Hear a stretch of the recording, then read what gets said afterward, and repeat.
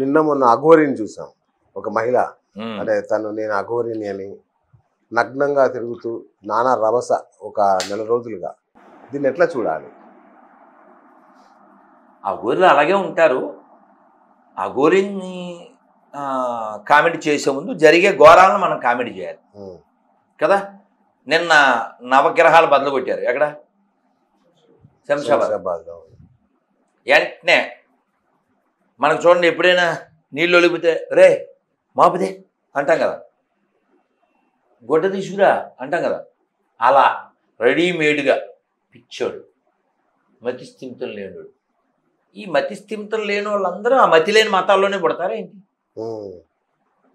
కదా. ఈ మతిస్థిమితం లేని వాళ్ళు ఒక్కసారి కూడా మసీద్ దగ్గర ఏం చేయరా? ఈ మతిస్థిమితం లేని వాళ్ళు ఒక్కసారి కూడా చర్చి దగ్గర ఏం చేయరే? మతిస్థిమితం లేని వాళ్ళందరూ గుళ్ళే బదులు కొడతారా? అంటే వాళ్ళ మతాలు మతి లేనివి ఇవన్నీ బదులు కొడుతూ ఉంటారనే కదా. ఇది డిస్కస్ చేయాలి కదా. సో ఆ అఘోరి ముత్యాలమ్మ గుడికి వచ్చింది. ఆ అఘోరి వేములవాడ వెళ్ళింది. వేములవాడ వెళ్ళి ఈ శివాలయంలో ఈ శవం ఉండకూడదు, పీనుగు తీసేయాలి అన్నది. మంచి మాటేగా, మంచి మాటేగా. అలా అంటే వాడు ఎవడో పత్రికోడు వివాదాస్పద వాక్యాలు అంటాడు. వాడు వివాదాస్పద వాక్యాలు ఏంటండి? ఎవరికైనా జ్వరం ఉందనుకోండి, నన్ను భోంచేయకు, జ్వరం పెరిగిపోద్ది అన్నాం అనుకోండి, ఏదో కొంచెం తెలిసిన వాళ్ళు పెద్దవాళ్ళు ఇలా చూస్తారు కదా. అమ్మ చూసేది. సో అమ్మ ఇలా అని భోజనం వద్దు నాన్న, మా చిన్నప్పుడు పంచదార వేసుకుని 2 ఇడ్లీ తిన్నానా అని చెప్పుద్ది. అలా ఎవరైనా పెద్ద మనిషి భోజనం చేయిస్తున్నానా అంటే, చూసారా దుర్మార్గుడు, భోజనం లేకుండా ఈ వ్యక్తిని చంపేద్దామని చూస్తా అంటావా ఏంటి? అలా ఉంది సార్, అలా ఉంది. ఆవిడ అడిగిన క్వశ్చన్ అయితే మంచిదే కదా ఆ దేవాలయాల విషయంలో. కాబట్టి మనం చూడాల్సింది ఆవిడ అడిగే ప్రశ్నలు నిజమా కాదా, న్యాయమా కాదా. అంటే అసలు నిజమైన అఘోరీనే అంటారా మీరు తనని? అంటే దాని మీద మనం వ్యాఖ్యానించడానికి తెలియకుండా మనం మాట్లాడలేము.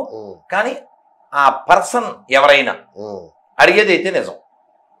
ఇప్పుడు అఘోరీ గురించి చర్చ వేరు, ఇక టాపిక్ అది కాదు.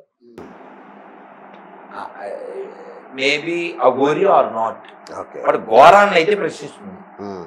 అది చాలు, అది మెయిన్ కదా. అవును కదా.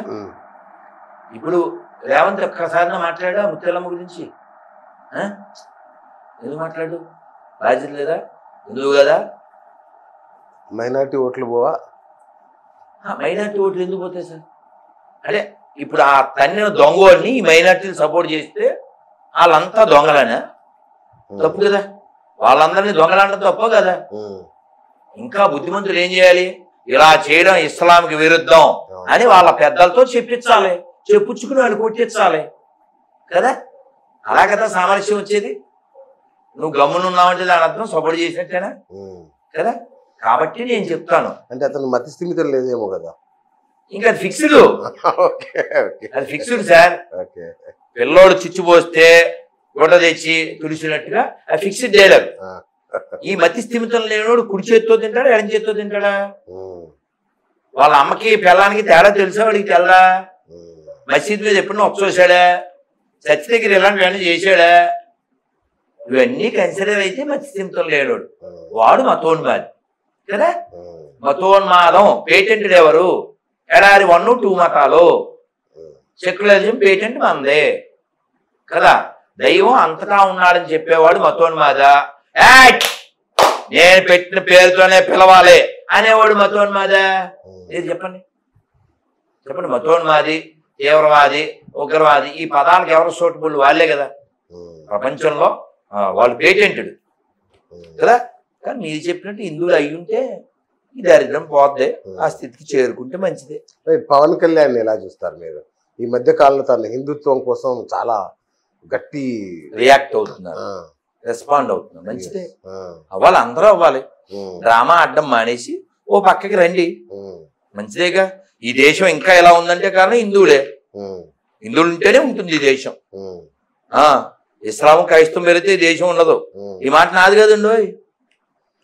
ఎవరు చెప్పారు సార్? కేకే మహమ్మద్ చెప్పారు. ఆయన ఎవరు?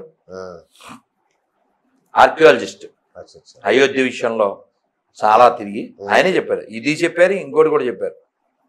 హిందువులు మెజార్టీగా ఉన్నంతసేపే ఈ దేశంలో రాజ్యాంగం ఉంటుంది, హిందువులు మెజార్టీగా ఉన్నంతసేపే ఈ దేశంలో సెక్యులరిజం ఉంటుంది. ఇప్పుడు పాత బస్తీలో సెక్యులరిజం అవుద్దా నీకు? పాకిస్తాన్ వద్దు, పాత బస్తీ ఓన్లీ హిందూస్ ఉన్న చోటే సెక్యులరిజం అప్లై అవుతుంది. కాబట్టి కేవలం 2-3 అక్షరాల కోసం కోట్ల మందిని చంపినటువంటి పిశాచ మతాలకి హిందుత్వానికి పోలిక ఏమిటండి? సర్వే సంతు నిరామయ, సర్వే భద్రాని పశ్యంతు, సర్వే సంతు సుఖినః, మా కశ్చిత్ దుఃఖభాగ్ భవేత్. ఇది సనాతన ధర్మం. ఎవరికి దుఃఖం కలగకుండా ఉండుగాక, అందరూ సుఖంగా ఉండుగాక, ఎవరికి రోగం రాకుండా ఉండుగాక. హోల్సేల్ ఇది. ఏ కాఫీర్ హై ఏంటి సార్ విడగొట్టడం? ఏ నాన్ బిలీవర్ అంటే ఏంటి సార్? అది ప్రపంచం నిండుగా చేయడం కదా సార్. మనం అది చెప్పలే. సంగచ్చద్వం సంపదత్వం, కలిసి నడుద్దాం, కలిసి చచ్చిద్దాం. నేను ఈ జోక్స్ ఎందుకు భరించలేనంటే, మీరు మాట్లాడుతుంటే ఎందుకు అడ్డం పడ్డా అంటే ఆ బూతులు వినలేక సార్. ఇప్పుడు మనం అంతా అన్నదమ్ములు అంటాడు వీడు, పచ్చబద్ధం కదా. షియాలు సున్నీలే అన్నయ్యలు తమ్ముళ్ళు కానప్పుడు, కేథలిక్లు ప్రొటెస్టెంట్లే అన్నదమ్ములు కానప్పుడు, ఒకటి చర్చికి ఒకటి వెళ్ళినప్పుడు, ఒకటి మసీదుకి ఒకటి వెళ్ళినప్పుడు వాళ్ళు నాకెలా అన్నయ్యలు అవుతారు, నాకెలా తమ్ముళ్ళు అవుతారు? నేను పూజించే దైవాన్ని నిందించేవాడు నాకు భయ్యాలు అవుతాడు రా కుయ్య నీ అయ్యా అని తిట్టాలనిపిస్తుంది. అందుకని అబద్ధం వద్దు సార్, నిజం మాట్లాడుకుందాం. ఈ దేశం అఖండంగా ఆఫ్ఘనిస్తాన్తో కలిసి ఉంది. శ్రీలంక ఇందులో భాగమై, నేపాల్ ఇందులో భాగమై, పాకిస్తాన్ బంగ్లాదేశ్ ఇందులో భాగమై, కాశ్మీర్ ఇందులో భాగమై వికసించిన గొప్ప జీడిపి కలిగినటువంటి గొప్ప దేశం. దీన్ని కూలులు, సెకులు, తురుష్కులు, మొఘలులు, డచ్ వాళ్ళు, పిచ్చి వాళ్ళు, ఫ్రెంచ్ వాళ్ళు ఎంతమంది దోచుకున్నారు. దోచుకున్నా కూడా మనం ఇంకా ఉన్నాం, ఇంకా గట్టిగా ఉన్నాం. ఎందుకున్నాం? ఈ దేశం నాది, ఈ ధర్మం నాది అని భావించేటువంటి ఋషి సంతతి ఇక్కడ ఉంది కాబట్టి. అమ్మా ఈ కాన్సెప్ట్ మాది. మాతృదేవో భవ ఇది మన కాన్సెప్ట్. ఇస్లాంలో అమ్మ లేదు, క్రైస్తవంలో అమ్మ లేదు. ఆ కాన్సెప్ట్ చాలా తక్కువ ఉంది. అమ్మ ముఖ్యం కాదు అక్కడ, స్త్రీ ముఖ్యం కాదు అక్కడ, మనకు అమ్మే ముఖ్యం ఇక్కడ. అవునా కదా? అందుకే ఇందిరాగాంధీ ఏలగలిగింది, అందుకే సోనియా ఏలగలిగింది. అవునా? చూపించమని చెప్పండి వాళ్ళ గ్రంథాల్లో మంచి అమ్మని చూద్దాం, ఒక మంచి అమ్మని చూపించమని, ఒక మంచి ఫ్యామిలీ చూపించమని చెప్దాం. అందుకని ఈ దేశాన్ని 42లో ఏం జరిగింది సార్? ఈ దేశంలో క్విట్ ఇండియా. ఇప్పుడు 24లో ఏం జరుగుతుంది? Split India. దానికోసం వీళ్ళు పనిచేస్తున్నారు. ఆవిడ ఉదయనిధి స్టాలిన్ కావచ్చు, మన గన్నేరు పప్పు గారు కావచ్చు, ఇవాళ నిన్న ప్రకాష్ రాజ్ కూడా వాడు అదంతా అజాతే, అదంతా శంకర్ బ్యాచే. ఇంకో విషయం, నిన్న ఇవాళ కాశ్మీర్ అసెంబ్లీలో పెట్టారు కదా ఇక ఈ బాల్ డాన్సర్ పార్టీ వాళ్ళు ఏం పెట్టారు? 370 ఆర్టికల్ మళ్ళీ తేవాలి, ఈ దేశంలో కాశ్మీర్ సెపరేట్ గా ఉండాలి అంటే విడగొట్టడం చెడగొట్టడం తప్ప ఈ బాల్ డాన్సర్ పార్టీ ఇంకేమీ చేయదు.